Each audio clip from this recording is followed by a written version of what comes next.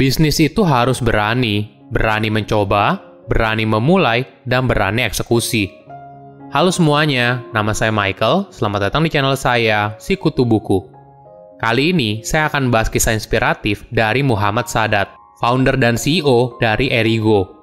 Beberapa waktu lalu, Erigo sempat heboh di media sosial saat iklannya terpasang di salah satu gedung yang berlokasi di destinasi ikonik Times Square, New York, Amerika Serikat.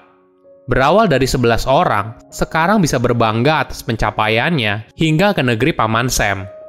Sebelum kita mulai, buat kalian yang mau support channel ini agar terus berkarya, caranya gampang banget. Kalian cukup klik subscribe dan nyalakan loncengnya. Dukungan kalian membantu banget supaya kita bisa rutin posting dan bersama-sama belajar di channel ini. Muhammad Sadat lahir pada tahun 1990. Sejak SMA, Sadat memang sudah tertarik dengan dunia bisnis. Namun, ketika dia berkuliah saat tahun 2010, Sadat baru bisa merealisasikan mimpinya untuk menjalankan bisnis sendiri. Perjalanan bisnis Erigo dimulai pada tahun 2011. Saat itu, Sadat pertama kali merintis usahanya di kamar bertipe studio yang ada di Depok. Waktu awal merintis, dia melakukan semuanya sendiri. Ibaratnya, dirinya merupakan CEO, Chief Everything Officer. Ini merupakan fase yang banyak dialami oleh pengusaha. Kala itu, dia membuat sebuah merek fashion bernama Selected & Co. Modal awal yang dipakai juga tidak sedikit, yaitu 50 juta rupiah. Namun, karena nama merek tersebut sudah dimiliki oleh pebisnis lain, maka mau tidak mau dia harus menggantinya. Selain itu, persaingan bisnis yang sangat ketat membuat bisnisnya hanya bertahan 6 bulan. Barulah pada tahun 2013, nama Erigo dipilih. Lini produk yang diusung juga telah berubah. Di awal, Erigo mengusung konsep yang bertema batik dan ikat. Namun sekarang, fokusnya pada fashion kasual. Sambutan pasar ternyata kurang baik. Padahal waktu itu, dia sudah berinvestasi untuk melakukan pemotretan hingga ke Singapura. Sadat pun terpaksa harus banting setir setelah konsep fashion etnik mulai sepi peminat akibat tren yang bergerak sangat cepat. Sadat pun melakukan berbagai cara agar bisnisnya bisa berkembang. Walaupun awalnya fokus pada penjualan offline, Sadat pun bersiap dan meluncurkan website Erigo Store untuk pembelian online. Dia boleh dibilang merupakan pebisnis yang berani mengambil resiko.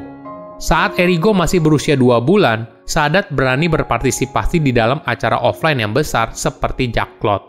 Sadat pun turun langsung untuk mengurus bisnisnya. Dia mengenang saat itu, Sadat tidur di musola mall hingga mandi di pom bensin depan mall selama acara Jacklot demi menekan pengeluaran. Semua ini dilakukan dengan penuh harapan untuk membesarkan Erigo. Pada saat itu, banyak juga yang memandang Sadat sebelah mata. Mereka bilang, buat apa Sadat menjalani bisnis ini? Namun waktulah yang menjawab dan membuktikan hasilnya. Sadat percaya, masa sulit akan membawa kamu ke suatu hal yang besar di masa depan. Jadi, dia selalu berusaha untuk berpikir positif dan percaya kalau hari esok lebih cerah daripada hari ini. Pada tahun 2014, ini merupakan awal kebangkitan dari Erigo. Saat itu, Sadat menggunakan Instagram sebagai medium untuk berpromosi dengan tema traveling. Ternyata, Instagram sangat powerful sekali bagi Erigo. Dari yang awalnya hanya 500 followers, kemudian berkembang menjadi ratusan ribu, hingga sekarang mencapai jutaan followers. Selain Instagram, keinginan orang untuk tetap gaya saat traveling juga mendorong penjualan dari Erigo. Inilah yang kemudian buat Erigo fokus pada tema fashion traveling. Pada tahun 2015, Sadat tidak main-main. Erigo meluncurkan Country Series di mana Erigo akan mengunjungi Jepang, Amerika Serikat, dan United Kingdom untuk melakukan pemotretan. Usahanya pun semakin besar hingga mampu mencapai omset 22 miliar rupiah. Hingga pada tahun 2016, Erigo membuat gebrakan lagi dengan menggandeng artis Lala Carmela dan travel blogger Febrian untuk jadi duta mereknya. Mereka berdua akan berkeliling ke berbagai tempat di Indonesia dan dibagi menjadi 12 episode perjalanan. Cerita perjalanan mereka dengan Erigo lalu akan dibuat dalam bentuk video, foto, dan tulisan di blog. Selain untuk promosi produk Erigo dan meningkatkan asosiasi mereknya dengan traveling, Sadat juga ingin menginspirasi anak muda untuk lebih mengenal aneka ragam wisata dan budaya yang ada di Indonesia. Pada tahun 2017, Erigo memanfaatkan euforia konsumen yang mulai menyukai belanja online. Walaupun sudah punya website sebelumnya, kali ini Sadat membuka official store Erigo di Shopee. Pertumbuhan penjualannya pun semakin lama semakin laris. Hingga pada tahun 2020, Erigo menjadi merek fashion terlaris pada Shopee 99 Super Shopping Day 2020, Top Fashion Brands di Shopee Super Awards, dan sebagainya. Dampak signifikan ini sangat terasa pada penjualan Erigo. Bahkan pesanannya tercatat tumbuh lebih dari 10 kali lipat daripada tahun sebelumnya. Memang ketika awal pandemi COVID-19, penjualan Erigo sempat turun dan terpaksa mengurangi karyawan.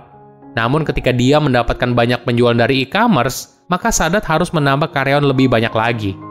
Erigo pun membuka 6 toko online resmi di Tangerang, Banjarmasin, Malang, Palembang, Yogyakarta, dan Kendari.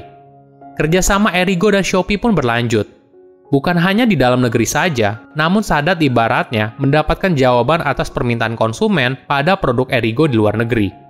Erigo pun ikut dalam program ekspor dari Shopee yang memudahkan UKM Indonesia untuk berjualan produk ke luar negeri. Selama setahun, respon yang diterima Erigo cukup positif, dan Sadat pun mendapatkan pesanan yang cukup banyak. Ini merupakan sebuah kebanggaan tersendiri, di mana merek asli Indonesia dapat berjualan produknya di luar negeri sekaligus mengharumkan nama Indonesia. Perjalanan yang dialami oleh Sadat untuk bisa ke titik sekarang juga tidak mudah. Bahkan, dirinya harus berhenti kuliah untuk fokus melunasi hutang yang menggunung. Di waktu awal berbisnis, bisnis yang dijalankan mengalami pasang surut. Sebagai contoh, saat itu Sadat mengikuti pameran di Malaysia, biaya operasional cukup bengkak hingga mencapai 25 juta. Namun, omsetnya hanya 5 juta rupiah. Sadat pun bercerita beberapa pameran yang dia ikuti. Bukannya untung, malah merugi. Misalnya saat pameran di Surabaya dan Makassar. Hal ini disebabkan biaya operasional yang tinggi untuk sewa tempat dan diskon untuk menarik pembeli. Di fase terburuknya, orang tua Sadat sempat harus jual ruko, jual aset yang mereka miliki demi mendukung usaha anaknya. Dorongan material dan doa dari orang tua, inilah yang membuat Sadat terus kuat dalam menjalani bisnis hingga bahkan berhasil masuk ke pasar Amerika Serikat pada April 2021 lalu. Ini merupakan bukti bahwa produk lokal Indonesia mampu bersaing dan punya potensi di mancanegara. Bagi Sadat, ini bukanlah pencapaian akhir, namun sebuah titik awal perjalanan untuk terus berkembang dan memperluas bisnis Erigo. Kisah Sadat bisa menjadi inspirasi kita semua yang masih berjuang mengembangkan usaha. Kini, produknya tidak hanya dinikmati di dalam negeri, namun juga tersedia di berbagai negara, seperti Malaysia, Singapura, Filipina, Thailand, dan yang terbaru di Amerika Serikat. Masa sulit akan membuatmu kuat dan mempersiapkan kamu untuk sesuatu yang lebih baik di masa depan. Jangan menyerah dan teruslah bekerja keras meraih mimpi yang kamu inginkan. Silakan komen di kolom komentar pelajaran apa yang kalian dapat ketika tahu informasi ini. Selain itu, komen juga mau tahu informasi apa lagi yang saya review di video berikutnya. Saya undur diri, jangan lupa subscribe channel YouTube Sikutu Buku. Bye-bye.